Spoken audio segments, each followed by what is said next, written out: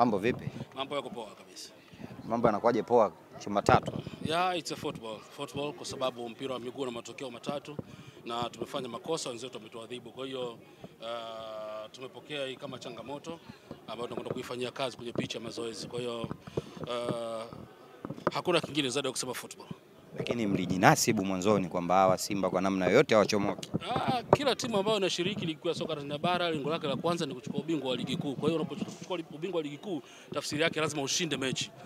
Tumejipanga kushinda mechi lakini tumefanya makosa kama ulivyo mpira wa miguu ni mchezo wa makosa. Tumefanya makosa, wenzetu wametumia makosa yetu, wametuadhibu, wamepata point 3. Kinachofuata sasa kwa Mbeya City. Mbeya City kwa sasa tutakwenda kupata mapumziko takriban siku 10.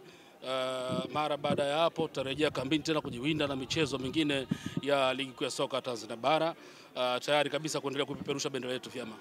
Umetuambia hapa kila timu inayoshiriki ligi kuu lengo lake ni kuchukua ubingwa. Hii ni moja ya ndoto ya Mbeya City kwa msimu huu. Tulikuwa tumecheza championship kwa takriban miaka miwili.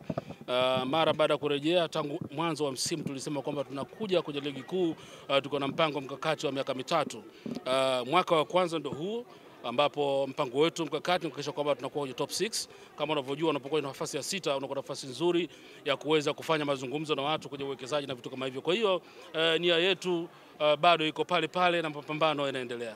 Mmecheza na Young Africans mkapata sare of course, na leo mmefungwa na Simba.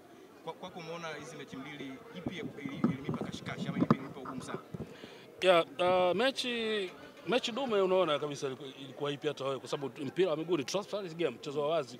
Kwa ulikuwa unaona kabisa mechi ipi kwa ngumu. Timu ya Bahati imefanikiwa kupata ushindi leo, lakini mechi ngumu ilikuwa ya kule Mbeya dhidi ya Yanga. Umesema malengo ni kusaidia kwenye top 6. Lakini kwa mwenendo ambao yuko nao sasa hivi Mbeya City, unaona mnaweza mkafikia kwa sababu ni michezo takriban 4 sasa mfululizo. Mwenendo unanifananisha na nani? Wewe unanifananisha na nani mwenendo huo? Wewe si umesema unataka kuwepo top 6? Yes, ananiambia mwenendo huu yeye kama uelewi, namuuliza ananifananisha na nani? Mimi naitaka top 6, nitaipata top 6. Kwa mwenendo huu akusuasua? Even ya kinyonga anaweza kana taratibu lakini safari yake kafika. Lakini utafika ukiwa umechoka.